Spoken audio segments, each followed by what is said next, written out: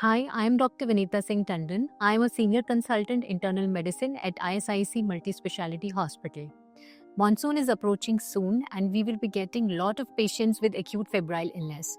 I am here to discuss with you what are the most common illnesses which will be caused by this mosquito menace in the monsoon season. So there are two different types of very common illness which we are going to get. One is the dengue fever, the other is the chikungunya fever. So I'll be letting you know what are the symptoms with which you can recognize and can differentiate between the two. Secondly, what are the warning signs which you have to be worried of, when to approach the hospital, and how much can you do at home in the early stages. So in both the illnesses, generally the patients will present to us with high grade fever, generalized body aches. But in dengue fever, the muscular pains are far more severe than chikungunya fever. You will be also getting headaches. There'll be pain in the eyes, behind the eyes. Patient may also get rashes. Patient may also have some bleeding tendencies and drop in the platelet count. While on the other hand, the chikungunya fever may also present with a similar illness, but the characteristic feature here would be that the joint pain is very much intense.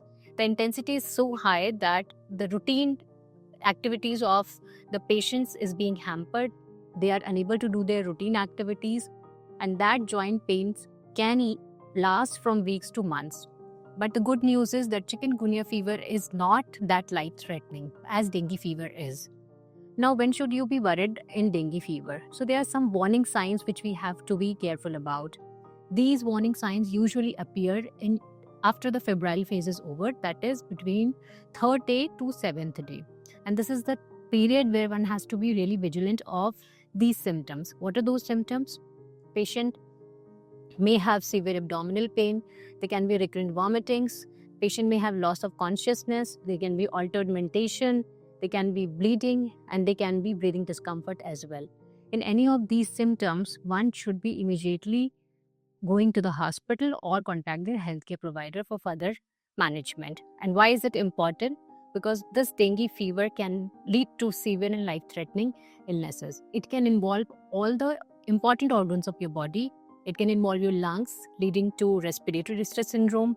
It can involve your kidneys, leading to acute kidney injury. It can also cause hepatitis, and it can also lead to meningoencephalitis, which is the infection of the brain. So one has to be really careful about these symptoms. Now, how much can you do at home? In the initial period of the fever, you can actually hydrate yourself well, take adequate rest, and can only take paracetamol for your symptom control. The use of painkillers in the period of the fever is not advisable because there will be high bleeding tendencies in cases of dengue fever. So one should actually avoid them until you consult your doctor. The last but not the least is prevention is always better than cure. This mosquito is the Aedes mosquito, which actually breeds in stagnant water. So one has to be very vigilant about the stored waters in your house. So you can have a frequent check on your coolers. You can have a frequent check on the storage containers of the house, the pots, the bottles, so that you can avoid breed of the mosquito. Happy monsoon and take care of your health.